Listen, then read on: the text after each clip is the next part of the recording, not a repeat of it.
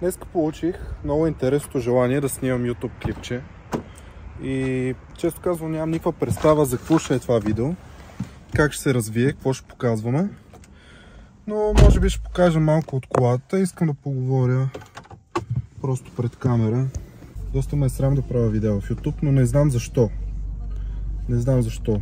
Може би заради обществото, защото обществото не подкрепя тия изяви. Обществото ни като цяло не подкрепя нищо. И ще видим. Искам и се да започна това нещо, защото ми струва доста забавно. Хората, някои го правят за пари, други го правят за славата. На мен ми се струва забавно и затова може би ще го направя, но ще го правя докато ми е интересно. Като спре да ми е интересно, ще спра да го правя. Но може би ако ми стане още по-интересно, ще си взема някой с мене да обикаля и той да ме снима, защото е малко странно да хвана телефон или камера. Здравейте, хора! Hello! Али, странно. Поне аз го виждам като странно. Може би трябва да се пречупя, но винаги съм си мислял, че първо трябва да имаш готин микрофон, готина камера, трипод и не знам си какво. В момента снимам с телефон. Винаги съм започвал някакви неща преди да съм готов и тук отлагах, защото не бях готов. Обаче в някакви моменти разбираш, че не е задължително да си готов, за да ги започнеш. А просто трябва да ги започнеш и се образуваш в процес. Отиваме да ви покажа каква количка си взех. Това е колата, която...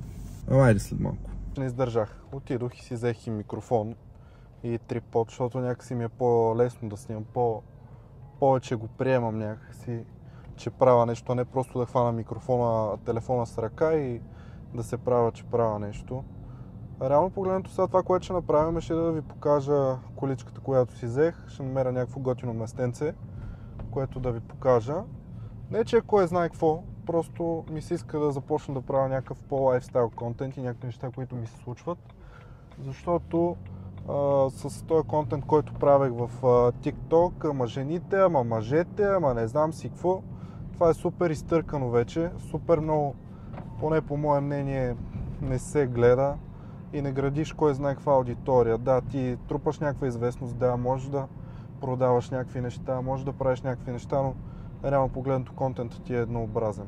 И сега примерно мога да ви го разбия, че между мъжете и жените има равноправие, обаче адекватният подбор е такъв, че се избира най-адекватния кадър за даденото нещо. Така че да, който го разбира, който не, сори.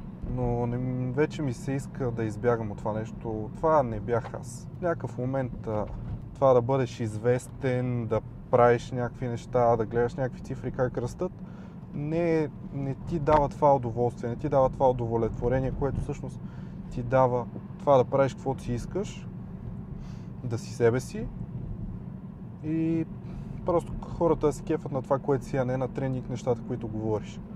Защото на мен ми е забавно и сега примерно ще се опитам да направя YouTube, но ми се струва забавно и ми е забавно и го правя. Ако не ми е забавно, както казах, няма да го правя.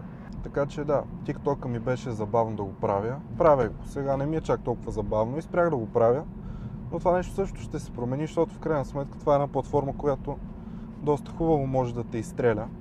Та ми се иска да започна по-лайфстайл неща.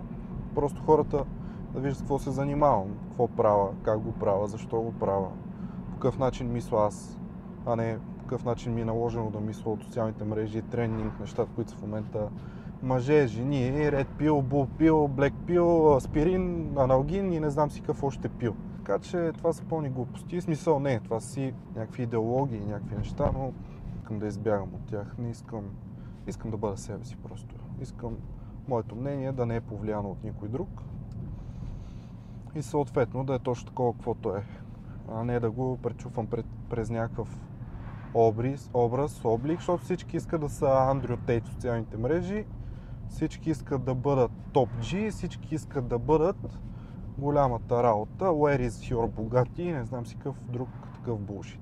Това е абсолютно ненужно, защото хората вече се научиха и се подиграват на такива хора малко или много. Да, успешен образа пред някаква аудитория, която не е малка.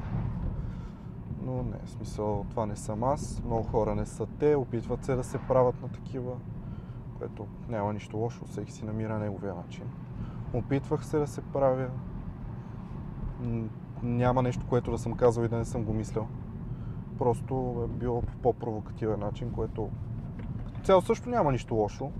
Понякога съм и такъв човек, но в ежедневието си, чисто като персона не съм. Дай, ау! И много ще се кефа, ако вие хората ги оценявате, тези, които това видео достигне до тях. Няма да е вайрал, няма да е Андрю Тейт, няма да е Нико, няма да е Тристан, няма да е никой от тия всичките симпатяги, които аз лично много харесвам по принцип. И трябва да имаш малко акъл, за да стигнеш до това, което те говорят и това, което се опитват да кажат, по начина, по който се опитват да го кажат. Ще правя нещата, докато са ми забавни. Сега, примерно, ще ходим в Лондон да празнувам рождения си ден там. Показвам повече от себе си. Няма да съм чила, ризи, коли, защото все още не съм толкова известен някакви автокъщи да ми дават някакви коли и да претендирам, че са мои. Но и не мисля, че е редно пред вас да обяснявам какво съм си купил, какво не съм си купил, защото има много хора, които го правят. Сега за Андрю Тейт в случая не знам. Почти съм сигурен, че колите са негови, защото човек е неземно богат. Има много хора, които примерно си наймат някакво Ламбо или да я знам, някакво BMW там или някакво Audi или дори нещо американско, някакъв Dodge, защото са по-отличителни, примерно. Някакъв Mustang, Dodge Challenger, аз много им се кефя и претендират, виж, този Dodge е мой, виж, този Mustang е мой и реално погледнато, утре го гледаш, се продава в някаква автокъща в Пазарчик, примерно. И за хората, които искат да правят някакви социални мрежи. Интересно е, че това видео просто си говоря пред камера и си разсъждавам, някакви неща ми идват. Колко от тях ще бъдат качени, не знам. Но всеки, който иска да се занимава с нещо и се притеснява, че още не е готов, че още не е дошъл момента и така нататък, ето аз бях този човек сега с YouTube. Не гледам резултатите, просто ми е забавно. Днес имах желание да правя YouTube клип, че и правя YouTube клип, защото нещо интересно ми се е случило. Купил съм си някаква количка, която след малко ще ви покажа. Ако искате да правите нещо, не чакайте перфектния момент, защото той никога няма да дойде. Перфектният момент никога не идва, или той може и да е дошъл, но да е пропуснат. Както се е случвало безброй пъти при мен. По-добре просто се захванете с нещо, правете го, най-вероятно ако не е перфектният момент ще бъде доста по-трудно. Но няма как да знаеш дали този перфектен момент някога ще дойде или дали не е подминат, дали не е минал. Така че просто прави това, което ти е забавно, прави това, което те кефи. Примерно много ме кефеше да правя TikTok видеа. Сега също ме кефи. Ще бъдат малко по-различни, няма да са, както казах, мъже, жени и всичките тия глупости. Искаш да продаваш някакви неща онлайн, фани се, прави го. Не ти трябва толкова много пари да започнеш каквото и да било онлайн. Просто фащаш някакви неща, правиш ги, забавляваш се, защото това е много важно. Това, което правиш, да ти доставя удоволствие и да ти е забавно. Защото ако не ти е забавно, няма да го правиш много дълго време.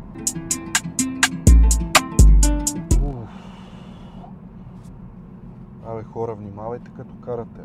Много лоши неща стават много бързо като карате. Караме мощни коли, сравнително мощни коли. Някой пък караме не чак толкова мощни коли, 100-200 коня. Но всяка една от тия коли може да дигне скорост, която е способна да прекрати много неща, включително и живота ти. Внимавайте. Пътищата са, за да стигнеш от някъде до някъде, да се правиш на състезател. Да, когато имаш възможност, разви скоростта, която е допустимо. Не се прави на тарика там, където виждаш, че нещата са опасни. Ще дам пример. Искаш да правиш дрифт, искаш да поднесеш задницата, да си направиш забавното, обаче го правиш на някакъв завой или някъде между колите, където реално погледнато това, което искаш да стане, няма да стане. И просто се лигавиш. Да кажем, в някакво междублоково пространство искаш да правиш дрифт. Къде ще го правиш този дрифт, бе, брат? Карай внимателно. Отиди на някой паркинг, прави дрифт. В никакъв случай не пострекавам, но правете глупостите в контролирана среда, колкото е възможно. В България пистите, доколкото ми е известно, не са много. Местата, на които можеш да правиш някакви такива неща, които са забавни, не са много. Да, дойдох тук сега на едно много приятно място да ви покажа всъщност каква количка си взех. И е много забавно, защото точно като я взех, отивах към ринг, мога да свърша малко работа. И точно в този момент, в задръстването, един пич с едно Audi от бъдещето, Q5 2028, примерно, някакво много ново, спира до мене и вика, такъв сваля прозореца, вика, браво, много хубава кола си купил, същата съм имал, не знам си какво, много готино. Аз такъв бях, окей, това ще е на късмет. Това исках да ви кажа, това е количката, E92, винаги съм искал такава, в смисъл, искал съм черна, в крайна сметка това е. Джанти, фланци, леко затъмнени прозорци, даже доста затъмнени. Но е доста хубава, в смисъл фланеца, леко, така, нали, всичко си работи перфектно, запазена на малко километри, колкото е възможно, за годината си е супер, всичко си работи. Общо взето това е, аз съм доста неопитен в тия неща, не знам как се прави. Винаги съм искал просто E92 и в крайна сметка сега имаме E92. Прозорче на тавана, готина. Много ме кефи, много върви. 330 бензин. Предната ми кола беше А3, 1.9 TDI и от 105, тя беше 105, но е била около 130-40 коня. Да се качиш на 272, разликата е голяма в усещането, определено. Някои хора ще си кажат не кой знае какво. Да, не е кой знае какво, но мен доста си ме кефи. Това капаче е тук, което до края на седмицата ще бъде доставено при мене. Не съм сигурен дали тия прагове са емкови, почти съм сигурен, че не са. Но това също не е проблем, защото от тук нататък почва тунинга. Образно казано, силно казано. Почвам да гласа по начин, по който на мен да ми харесва още повече. Взел съм бъбреци. Сега ще ви покажа какви. Черен бъбрек. Право убиец ще стане. Направо убиец, предполагам. Да, и като сложим емковата броня, сложим отзад генерацията от 335, като направим някои други подобрения, нещата ще се получат. Също така Angel Eyes е жълт в момента. Това нещо също ще се промени. Купил съм бели кружки, бял Angel Eyes, който ще сменим. Да, доста е готина количката. Хора, радвайте се на нещата, които ви се случват. Защото много хора могат да си позволят много по-хубави коли. Факт. Но много хора не могат да си позволят много по-лоши коли, много по-евтини коли. Радвайте се на това, с което разполагате. Старайте се винаги да се подобрявате, за да може да имате повече. Защото колкото повече се подобряваш като човек, колкото повече израстваш, толкова повече нещата ще ти се получават, защото ти си по-добър, имаш повече умения, имаш повече знания. Този YouTube канал ще се постарая да бъде някаква смеска от лайфстайл, неща, които ми се случват, някакви пътувания. Отделно ще се постарая да показвам малко повече от това, с което се занимавам. Би ми било интересно. БМВ, да го чуем ли? Така ще остава и ще я включа, както правят истинските влогъри.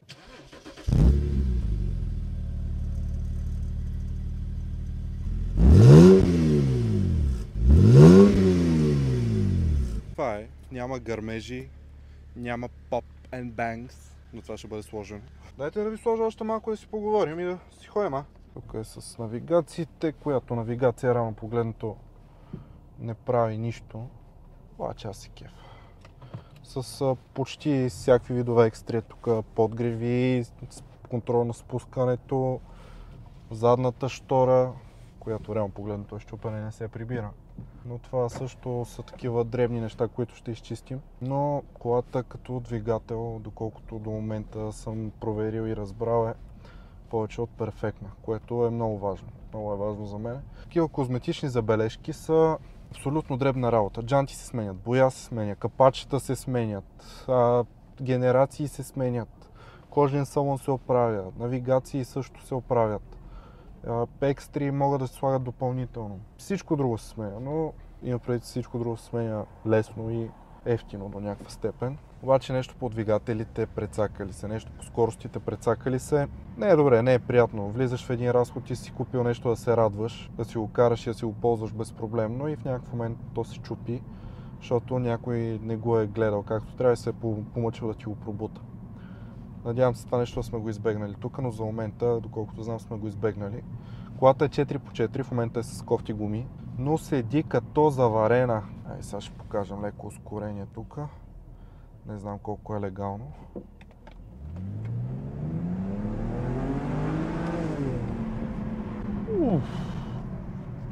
Баси майката. От 1.9 TDI да се качиш на тройка бензин. Нещата са страшни от гледна точка на разхода. Гледайте за какви хубави неща става въпрос. Много ми е интересно, примерно по-нататък какво съдържание бих правил, защото не съм човек, който прави кой знае колко интересно съдържание, защото и лайфстайл ми не е чак толкова интересен. Да, пътувам чат път, тази година съм бил в 6 държави, сега ще бъда в 7. Но не е нещо ненормално, не е нещо, което бих си казал, много яко, ще го снимам, много яко, сега ще направим това, ще го снимам на видео. Нали? Аз просто отивам и се забавлявам, както правя с абсолютно всяко едно нещо. И затова може би ще си взема някой, който да снима, да дойде да снима с мене. Просто да го ангажирам с това нещо, защото не се сещам. Истината е, факт е, че не се сещам. И хората винят, подиграват се странно и като видят някакви други хора, които просто така хващат телефона, вдигат го и говорят някакви неща пред камера и то ненормален ли е, то не знам си какво. И брат, ти пък си много нормален, като не правиш нищо с живота си. Прибирам се да свърша малко работа, общо за това е видеото за днес. Чао!